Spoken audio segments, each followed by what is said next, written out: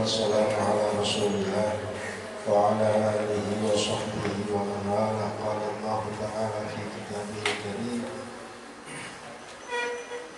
إن الله وملائكته يصلون على النبي يا أيها الذين آمنوا صلوا عليه وسلموا تسليما. اللهم صل وسلم وبارك على سيدنا محمد وعلى آله وصحبه وبارك وسلم. Alhamdulillahirabbil alamin. Amma ba'd. Kepada para bapak dan ibu, guru serta karyawan MTS MU Asy-Syairiyah yang saya hormati, para siswa-siswi, sebagian kecil siswa-siswi MTS Asy-Syairiyah yang saya cintai. Pertama, marilah kita banyak bersyukur atas rahmat Allah, nikmat Allah di pagi siang ini dalam kondisi tetap sehat walafiat, dapat melaksanakan aktivitas seperti biasa. Shalawat serta salam kita sanjungkan pada junjungan Nabi Muhammad Sallallahu Alaihi Wasallam. Para bapak dan ibu sekalian yang saya hormati, ada satu riwayat hadis, panjang sekali hadisnya. Pada satu saat Rasulullah Sallallahu Alaihi Wasallam berkumpul, bertawajuh, duduk bersama dengan para sahabat. Di situ ada sahabat Abu Bakar Siddiq, ada sahabat Umar bin Khattab, ada sahabat Utsman bin Affan, Ali bin Abi Thalib, dan sahabat-sahabat lainnya. Dalam forum itu kemudian tiba-tiba Nabi bertanya, "Wahai para sahabatku, tahukah kalian siapa orang yang mulia dan dimuliakan Allah Subhanahu wa Ta'ala? Tahukah kalian siapa orang-orang, wahai Rasulullah, yang mulia di sisi Allah? Tentu para malaikat. Para malaikatnya Allah, karena beliau dekat dengan Allah, selalu bertasbih kepada Allah dan selalu beribadah kepada Allah Subhanahu wa Ta'ala." Nabi kemudian menjawab, "Ya, tentu para malaikat adalah dekat dengan Allah, beribadah dengan Allah, bertasbih dengan Allah. Tentu mereka dekat dan mulia di sisi Allah. Tapi bukan itu yang saya maksudkan." Kembali para sahabat terdiam. Tidak ada yang menjawab, tidak ada yang bertanya. Tiba-tiba muncul Arabi lain. "Wahai ya Rasulullah, orang-orang yang mulia di sisi Allah adalah para Rasul, para Nabi, para Anbiya."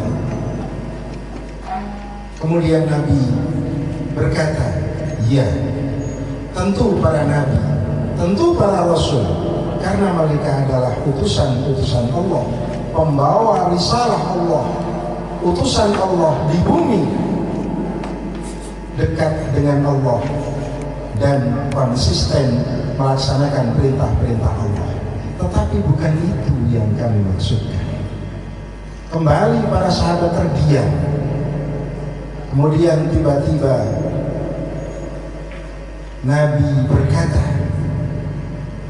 mengulang pertanyaan tersebut, "Wahai para sahabat, tahukah kalian siapa orang-orang yang dimuliakan Allah, yang dirindukan Allah, yang bahagia di sisi Allah?" Arabi yang lain kemudian berkata, "Wahai ya Rasulullah, apakah kami, apakah kita, para sahabat-sahabat engkau ya Rasulullah?" Tiba-tiba Rasulullah menjawab, "Iya, kalian." Dipandang satu persatu para sahabat, ditatap satu persatu para sahabat, yang hadir di tempat itu. Tentu kalian adalah orang-orang yang dimuliakan Allah, karena kalian adalah orang-orang yang berjuang bersama aku menegakkan agama Allah Subhanahu wa ta'ala. Berdarah-darah, bercucuran keringat, bahkan tidak hanya harta, tidak hanya waktu, tetapi jiwa kalian bersama kami dalam memperjuangkan agama Islam. Tentu kalian adalah orang yang layak dimuliakan, dirindukan Allah Subhanahu wa ta'ala. Tetapi bukan itu yang saya maksud. Para sahabat terdiam semua. Tidak ada lagi yang bisa menjawab pertanyaan itu kepada Rasulullah sallallahu alaihi wasallam. Para hadirin bapak dan ibu sekalian, di tengah-tengah kebisuan, kemudian para sahabat memandang Nabi. Ternyata Nabi menundukkan kepala. Dipandang terus, terdengar terisak tangis suara Nabi. Saat Nabi mengangkat kepala, air mata bercucuran meleleh di pipi beliau. Para sahabat kemudian satu di antara mereka bertanya, "Wahai ya Rasulullah, kenapa engkau menangis? Adakah sesuatu yang menjadikan engkau sedih ya Rasulullah?" Kemudian Rasulullah berkata, "Wahai para sahabatku, tahukah kalian yang aku maksud siapa orang yang mulia, orang yang dirindukan, orang yang dicintai dan dimuliakan Allah Subhanahu wa ta'ala? Mereka itulah orang-orang, manusia-manusia yang lahir jauh setelah aku meninggal. Mereka tidak sempat memandang wajahku, mereka tidak sempat hidup bersama aku seperti halnya kalian bisa langsung bertemu, bertatap, bertanya kepada aku. Jauh mereka hidup setelah aku tidak ada di dunia ini. Mereka cinta Allah dengan asyhadu alla ilaha illallah. Mereka cinta Rasulullah sallallahu alaihi wasallam wa asyhadu anna Muhammadan Rasulullah sallallahu alaihi wasallam. Mereka itulah umatku di akhir zaman. Besok mereka akan dimuliakan, akan dirindukan, akan dicintai Allah Subhanahu wa ta'ala dengan catatan satu, iman kepada Allah, cinta kepada Allah, iman kepada Rasul, cinta kepada Rasul sallallahu alaihi wasallam. Para bapak dan ibu sekalian, kemudian hadis ini masih panjang, disambung dengan hadis lain. Tanda tetenger orang yang cinta pada Allah, cinta pada Rasul, setidaknya ada 3. Satu, tanda orang cinta kepada sesuatu, maka lisannya akan banyak mengucapkan sesuatu yang ia cintai. Man ahabba syai' fakathura dzikruh. Barang siapa mencintai sesuatu, maka dia akan selalu refleks lisannya menyebutkan apa yang dia cintai. Konteksnya, kalau hari ini kita banyak menyebut asma Rasulullah, kita banyak menyebut sholawat Rasulullah, kalau kita membaca Al-Barzanji, berapa kalimat sallallahu alaihi kita ucapkan? Semoga apa yang kita ucapkan menjadi satu bukti bahwa kita adalah orang yang cinta Rasulullah sallallahu alaihi wasallam. Kecintaan ini harus dibuktikan dengan 3 aspek. Satu, hub, cinta di dalam hati.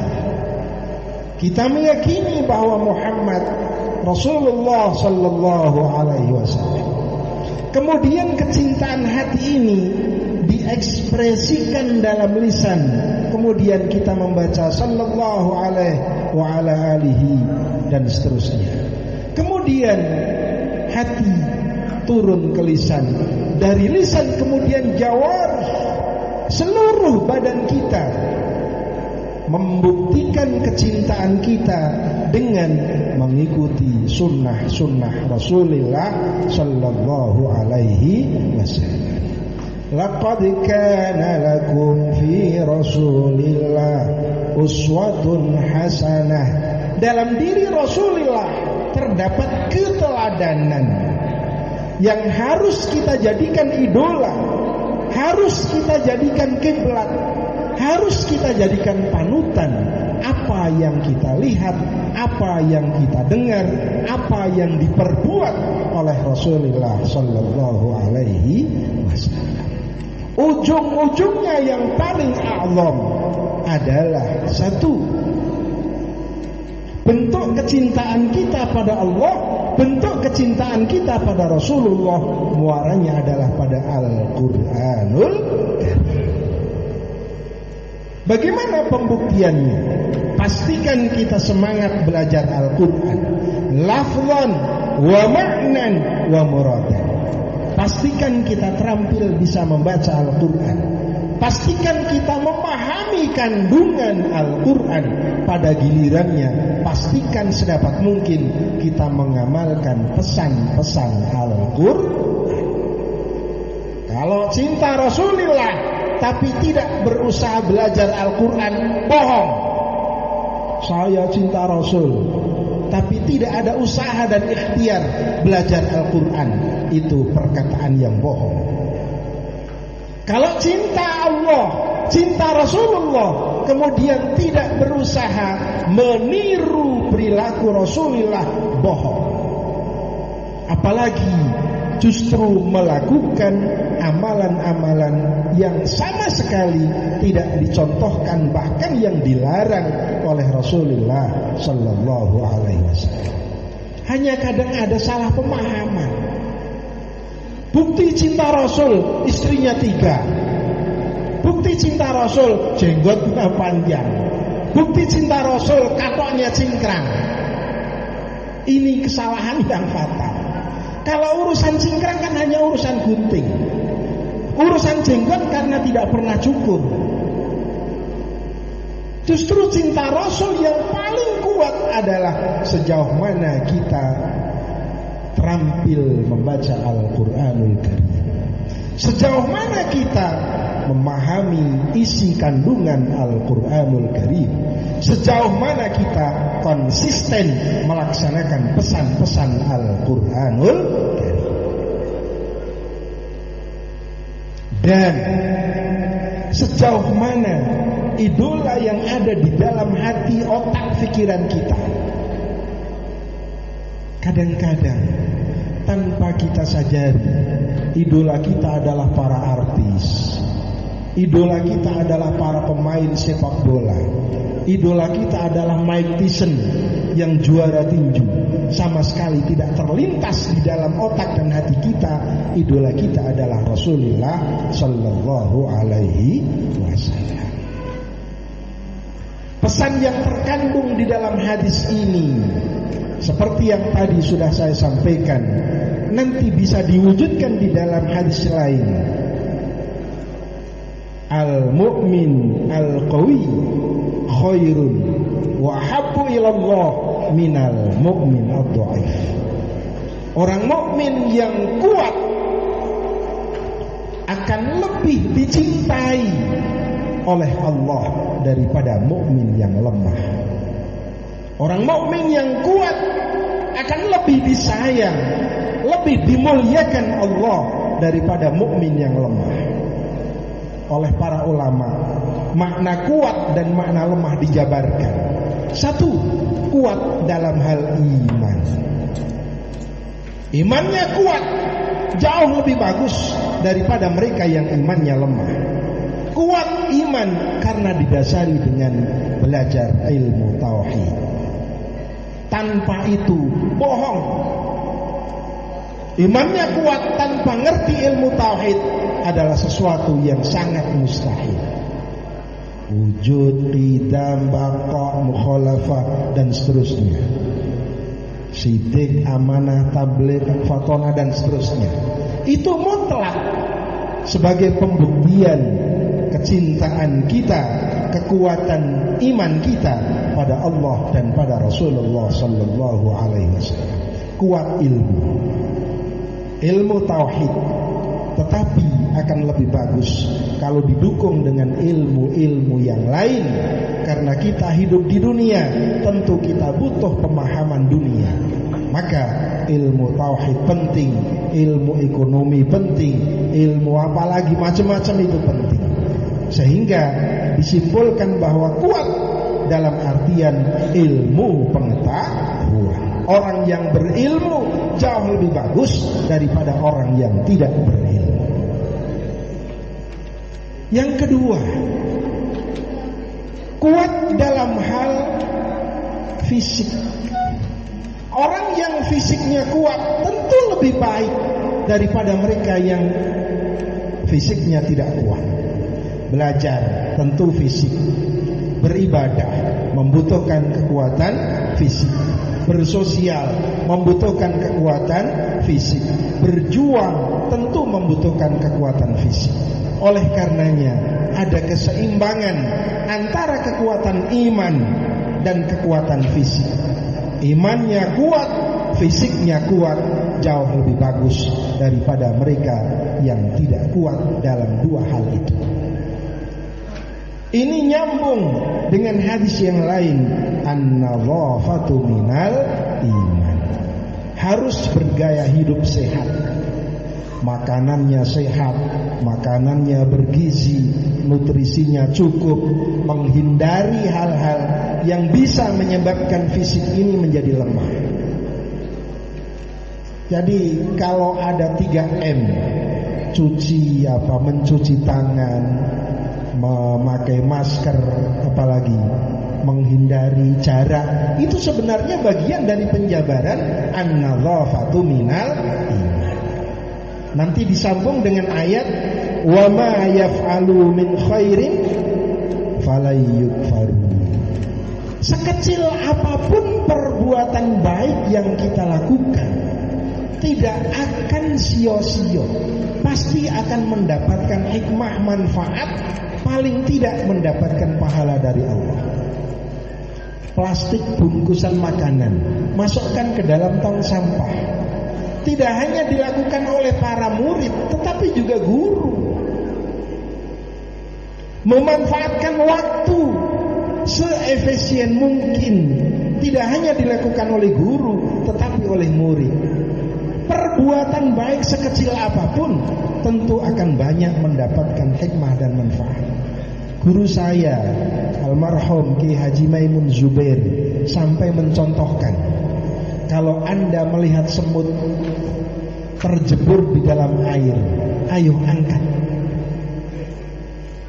Jangan-jangan bisa jadi amal ini yang akan menghantarkan Anda masuk surga. Kalau Anda melihat anak ayam terpisah dari induknya, merengek-rengek, ayo ambil, susulkan kepada induknya. Bisa jadi amalan kecil ini yang menghantarkan kita selamat dari nerakanya Allah Subhanahu wa ta'ala. Jadi jangan pernah meremehkan perbuatan baik walaupun itu kecil. Ayo sedapat mungkin kita bersemangat, kita peduli melakukan perbuatan amal baik walaupun kesannya remeh, walaupun koyo-koyo ora ono hikmah dan manfaatnya. Apalagi berbuat baik kepada sesama manusia. Apalagi perbuatan baik itu dalam hal mencerdaskan anak, mendidik anak yang tadinya tidak bisa baca Quran kemudian bisa baca Quran, yang tadinya sholatnya tidak benar kemudian bisa sholat, yang tadinya dan seterusnya dan seterusnya. Ini perbuatan baik yang amat sangat berharga di sisi Allah Subhanahu wa ta'ala. Kuat iman, kuat fisik, kemudian kuat dari sisi semangat. Orang yang semangatnya tinggi untuk menjadi lebih sempurna, untuk menjadi lebih baik, untuk menjadi maju dibanding tahun-tahun kemarin, itu orang-orang yang sangat dicintai Allah. Sekarang belum tahu, bulan depan roto ngerti, tahun depan paham, tahun depannya bisa mengamalkan. Sekarang belum bisa baca Al-Quran, tahun depan mungkin bisa Fatihah, tahun depan mungkin bisa kulhu, tahun depannya bisa hatam, dan seterusnya. Ada progres peningkatan keilmuan, terutama pemahaman terhadap Al-Quranul Karim. Punya semangat yang tinggi untuk menjadi lebih baik. Pada kesempatan ini, saya secara lugas mengajak para bapak dan ibu guru, mari sekolahan ini, lembaga pendidikan ini, Asyairiyah ini, bismillah, kita semangat jadikan lebih berkualitas, lebih baik, lebih bermanfaat, lebih berdaya guna, lebih bernilai, mulai walaupun dari hal-hal yang paling kecil. Insya Allah amalan ini akan banyak bermanfaat, tidak hanya saat kita di dunia, tetapi juga sampai saat kita bertemu dengan Allah Subhanahu wa ta'ala. Ketiga, kuat dalam hal ekonomi. Orang yang sisi ekonominya lebih kuat tentu akan lebih baik bila didasari ilmu, bila didasari iman, bila didasari semangat yang positif. Dalam konteks ini Nabi juga pernah menyampaikan kadal faqru ayyakuna kufran. Kondisi kemelaratan ekonomi, kekurangan ekonomi, kalau imannya tidak kuat, ilmunya tidak kuat, fisiknya tidak kuat, bisa menjadi sebab seseorang murtad, seseorang kufur, meninggalkan kepercayaan kepada Allah Subhanahu wa ta'ala. Yang terakhir, para bapak dan para ibu, kuat dalam hal kebersamaan, saling berbagi, saling membantu, saling menolong, saling peduli, saling mengingatkan antar kita dengan kita, antar sesama dengan sesama. Oleh karenanya, mari kita wujudkan kebersamaan ini, terutama para bapak dan ibu guru yang memiliki tugas kolektif mulang, didik, menuntun sejumlah anak 700 orang. Ya Allah, betapa beratnya. 700 orang itu anaknya 1.400 orang. Langsung maupun tidak, penjenengan bertanggung jawab kepada wali murid 1.400 orang. Tanggung jawab yang luar biasa. Pastikan ilmunya, pastikan imannya, pastikan semangatnya, pastikan ekonomi tidak menghalangi pelaksanaan tugas kita, dan pastikan kebersamaannya.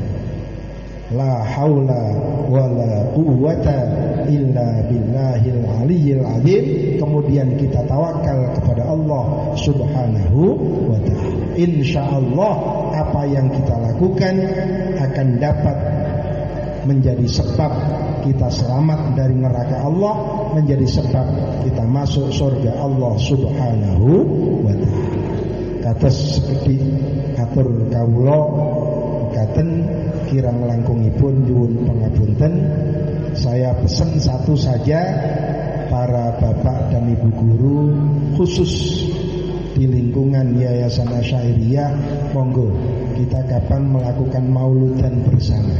Khusus para bapak dan ibu guru karyawan, tidak ada muridnya.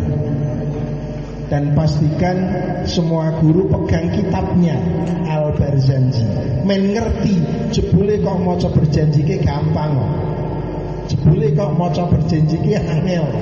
Syukur-syukur sedikit banyak nanti memahami. Dengan harapan kalau tahun ini kita belum bisa baca, tahun depan rodo bisa, tahun ketiga sudah bisa, tahun keempat sudah bisa memahami kandungan Al-Barzanji yang luar biasa.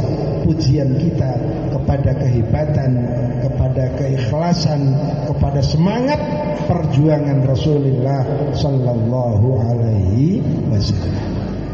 Khususnya kepada Pak Ali Mujib, silahkan nanti beli Al-Barzanji. Guru penjenengan ada berapa? 40. Silahkan, apa bawa atau beli monggo. Setiap guru pegang satu-satu. Penake ya ditukokke karo Pak Ali. Guru-guru kadang-kadang sukanya manja. Kitab dibelikan, peci dibelikan, nanti kitabnya ini juga dibelikan. Tidak apa-apa. Yang penting ada semangat untuk menjadi ke arah yang lebih baik. Silahkan nanti dirembuk dengan masing-masing kepala. Tempatnya bisa di MI, bisa di MTS, bisa di SMK, bisa di MH. Monggo dicari waktu yang bersamaan, kita mulidan bersama. Syukur ono bujuni. Alhamdulillah. Mekaten akhiran wal afu minkum. Wassalamualaikum warahmatullahi wabarakatuh.